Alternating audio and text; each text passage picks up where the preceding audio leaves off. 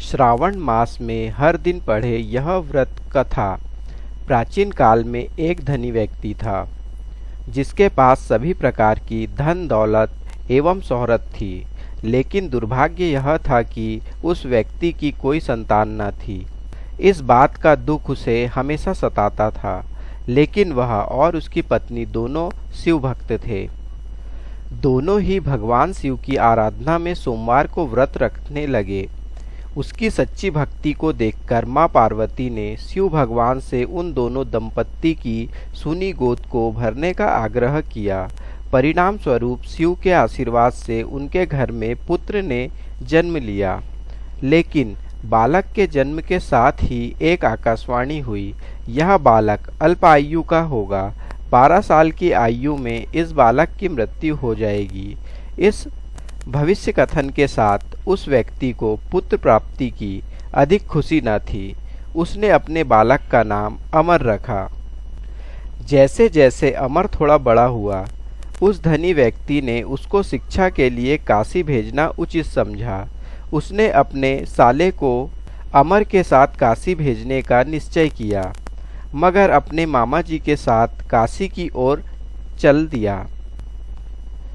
रास्ते में उन्होंने जहाँ जहाँ विश्राम किया, वहाँ उन्होंने ब्राह्मणों को दान दक्षिणा दी। चलते चलते वे एक नगर में पहुँच गए। वहाँ पर एक राजकुमारी के विवाह का समारोह हो रहा था। उस राजकुमारी का दूल्हा एक आँख से काना था। यह बात दूल्हे के परिवार वालों ने राज परिवार से छिपाकर रखी थी। उन्होंने इस बात का डर था कि यह बात अगर राजा को पता चल गई तो यह शादी नहीं होगी। इसलिए दूल्हे के घर वालों ने अमर से झूठ मूठ का दूल्हा बनने का आग्रह किया और वह उनके आग्रह को मना न कर सका। इस प्रकार उस राजकुमारी के साथ अमर की शादी हो गई। लेकिन वह उस राजकुमारी को धोखे में नहीं रखना चाहता था, इसलिए उसने राजकुमारी की चुनरी में इस घटनाक्रम की पूरी सच्चाई लिख दी।